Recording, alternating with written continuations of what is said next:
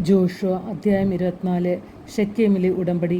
Joshua Israel ഗോത്രങ്ങളെ ഷെക്കേമിൽ വിളിച്ചുകൂട്ടി. അവരുടെ ശ്രേഷ്ഠന്മാരെയും തലവന്മാരെയും ന്യായാധിപന്മാരെയും സ്ഥാനികളെയും അവൻ വരുത്തി. അവർ കർത്താവിൻ്റെ സന്നിധിയിൽ നിന്നു. ജോഷുവ അവരോട് പറഞ്ഞു, ഇസ്രായേലിൻ്റെ ദൈവമായ കർത്താവ് അരുളി ചെയ്യുന്നു, അബ്രാഹത്തിൻ്റെയും നാഹോറിൻ്റെയും പിതാവായ തേരാഹ് വരെയുള്ള നിങ്ങളുടെ പിതാക്കന്മാർ യൂഫ്രട്ടീസിനക്കരെ മറ്റു ദേവന്മാരെ സേവിച്ചു പോന്നു. നിങ്ങളുടെ പിതാവായ അബ്രാഹത്തെ ഞാൻ നദിയുടെ മറുകരയിൽ നിന്ന് കൊണ്ടുവരികയും കാനാൻ ദേശത്തൂടെ നയിക്കുകയും അവൻ്റെ സന്തതികളെ വർദ്ധിപ്പിക്കുകയും ചെയ്തു. ഞാൻ അവനെ ഇസഹാക്കിനെ നൽകി. ഇസഹാക്കിനെ യാക്കോബിനെയും ഏസാവിനെയും കൊടുത്തു. ഏസാവിന് സേയർ മലമ്പ്രദേശം അവകാശമായി കൊടുത്തു. എന്നാൽ യാക്കോബും അവൻ്റെ സന്തതികളും ഈജിപ്തിലേക്ക് പോയി. ഞാൻ മോശയെയും അഹ്റോനെയും അവിടേക്ക് അയച്ചു. ഈജിപ്തിന്മേൽ മഹാമാരികൾ അയച്ച് നിങ്ങളെ അവിടെ നിന്ന് മോചിപ്പിച്ചു.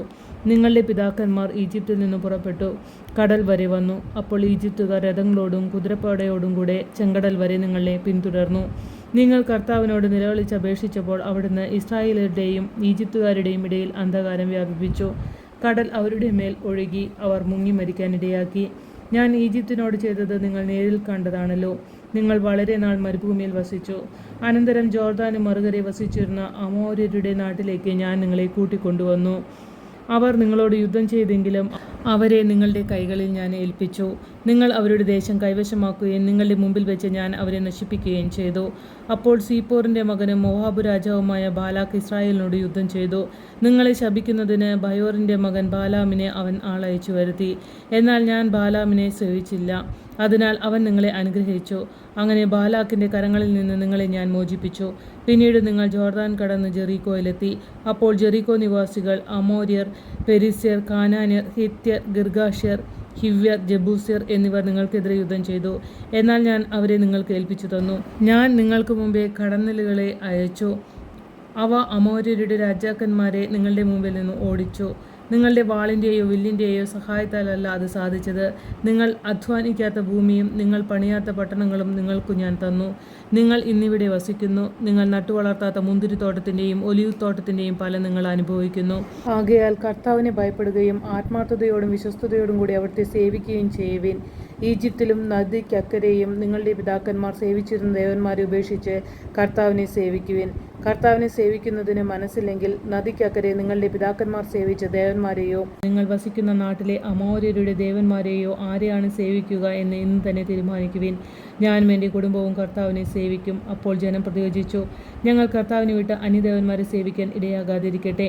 നമ്മുടെ ദൈവമായ കർത്താവാണ് നമ്മെയും നമ്മുടെ പിതാക്കന്മാരെയും അടിമത്തത്തിൻ്റെ ഭവനമായ ഈജിപ്തിൽ നിന്ന് കൊണ്ടുപോരുകയും നമ്മുടെ കൺമുമ്പിൽ മഹാ അത്ഭുതങ്ങൾ പ്രവർത്തിക്കുകയും നാം പോയ എല്ലാ വഴികളിലും കടന്നുപോയ എല്ലാ ജനതകളുടെ ഇടയിലും നമ്മെ സംരക്ഷിക്കുകയും ചെയ്തത്. ഈ ദേശത്ത് വസിച്ചിരുന്ന അമോര്യരെയും മറ്റു ജനതകളെയും നമ്മുടെ മുമ്പിൽ നിന്ന് കർത്താവ് തുരത്തി. അതിനാൽ ഞങ്ങൾ ദൈവമായ കർത്താവിനെ സേവിക്കും. അവിടുന്നാണ് നമ്മുടെ ദൈവം. ജോഷുവ ജനത്തോട് പറഞ്ഞു, നിങ്ങൾക്ക് കർത്താവിനെ സേവിക്കാൻ സാധ്യമല്ല. എന്തെന്നാൽ അവിടുന്ന് പരിശുദ്ധനായ ദൈവമാണ്, അസഹിഷ്ണുവായ ദൈവം. നിങ്ങളുടെ പാപങ്ങളും അതിക്രമങ്ങളും അവിടുന്ന് ക്ഷമിക്കുകയില്ല. കർത്താവിനെ വിസ്മരിച്ച് അന്യദേവന്മാരെ സേവിച്ചാൽ അവിടുന്ന് നിങ്ങൾക്കെതിരെ തിരിയും. നന്മ ചെയ്തിരുന്ന കർത്താവ് നിങ്ങൾക്ക് തിന്മ വരുത്തുകയും നിങ്ങളെ നശിപ്പിക്കുകയും ചെയ്യും. അപ്പോൾ ജനം ജോഷുവയോട് പറഞ്ഞു, ഇല്ല, ഞങ്ങൾ കർത്താവിനെ മാത്രം സേവിക്കും. ജോഷുവ പറഞ്ഞു, കർത്താവിനെ സേവിക്കാൻ നിങ്ങൾ തീരുമാനിച്ചിരിക്കുന്നു എന്നതിന് നിങ്ങൾ തന്നെ സാക്ഷി. അവർ പറഞ്ഞു, അതെ, ഞങ്ങൾ തന്നെ സാക്ഷി. അവൻ പറഞ്ഞു, നിങ്ങളുടെ ഇടയിലുള്ള അന്യദേവന്മാരെ ഉപേക്ഷിച്ച് നിങ്ങളുടെ ഹൃദയം ഇസ്രായേലിൻ്റെ ദൈവമായ കർത്താവിലേക്ക് തിരിയട്ടെ. ജനം വീണ്ടും ജോഷുവയോട് പറഞ്ഞു, ഞങ്ങളുടെ ദൈവമായ കർത്താവിനെ ഞങ്ങൾ സേവിക്കുകയും അവിടുത്തെ വാക്ക് കേൾക്കുകയും ചെയ്യും. അങ്ങനെ ഷെക്കേമിൽ വെച്ച് ജോഷുവ അന്ന് ജനവുമായി ഉടമ്പടി ഉണ്ടാക്കുകയും അവർക്ക് വേണ്ടി നിയമങ്ങളും ചട്ടങ്ങളും നൽകുകയും ചെയ്തു. ജോഷുവ ഈ വാക്കുകൾ കർത്താവിൻ്റെ നിയമഗ്രന്ഥത്തിൽ എഴുതി. അവൻ വലിയ ഒരു കല്ലെടുത്ത് കർത്താവിൻ്റെ കൂടാരത്തിന് സമീപത്തുള്ള ഓക്കുമരത്തിൻ്റെ ചുവട്ടിൽ സ്ഥാപിച്ചു.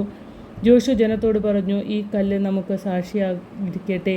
കർത്താവ് നമ്മോട് അരുളി ചെയ്ത എല്ലാ വചനങ്ങളും ഇത് ശ്രവിച്ചിട്ടുണ്ട്. അതിനാൽ നിങ്ങളുടെ ദൈവത്തോട് അവിശ്വസ്തമായി വർത്തിക്കാതിരിക്കുന്നതിന് ഇത് നിങ്ങൾക്ക് സാക്ഷിയായിരിക്കട്ടെ. അനന്തരം ജോഷുവ ജനത്തെ അവരവരുടെ അവകാശ ദേശത്തേക്ക് അയച്ചു. ജോഷുവയുടെ മരണം. പിന്നീട് കർത്താവിൻ്റെ ദാസനും നൂനിൻ്റെ മകനുമായ ജോഷുവ മരിച്ചു. അപ്പോൾ അവന് 110 വയസ്സുണ്ടായിരുന്നു. അവർ അവനെ ഗാഷ് മലയുടെ വടക്ക് എഫ്രായിം മലമ്പ്രദേശത്തുള്ള അവൻ്റെ അവകാശ സ്ഥലമായ തിംനാത്ത് സുയറയിൽ സംസ്കരിച്ചു. ജോഷുവയുടെ കാലത്തും അവനു ശേഷവും ജീവിച്ചിരിക്കുന്നവരും കർത്താവും ഇസ്രായേലിന് ചെയ്ത എല്ലാ കാര്യങ്ങളും കണ്ടവരുമായ ശ്രേഷ്ഠന്മാരുടെ കാലത്തും ഇസ്രായേൽ കർത്താവിനെ സേവിച്ചു. ഈജിപ്തിൽ നിന്ന് കൊണ്ടുവന്ന ജോസഫിൻ്റെ അസ്ഥികൾ ഇസ്രായേൽ ജനം ഷെക്കേമിൽ സംസ്കരിച്ചു. ഈ സ്ഥലം ഷെക്കേമിൻ്റെ പിതാവായ ഹമോറിൻ്റെ മക്കളിൽ നിന്ന് 100 വെള്ളിനാണയത്തിന് യാക്കോബ് വാങ്ങിയതാണ്. അത് ജോസഫിൻ്റെ സന്തതികൾക്ക് അവകാശമായി. അഹ്റോൻ്റെ മകനായ എലെയാസർ മരിച്ചു. അവർ അവനെ ഗിബെയയിൽ സംസ്കരിച്ചു. അത് അവൻ്റെ മകൻ ഫിനെഹാസിന് എഫ്രായിം മലമ്പ്രദേശത്ത് ലഭിച്ച പട്ടണമാകുന്നു.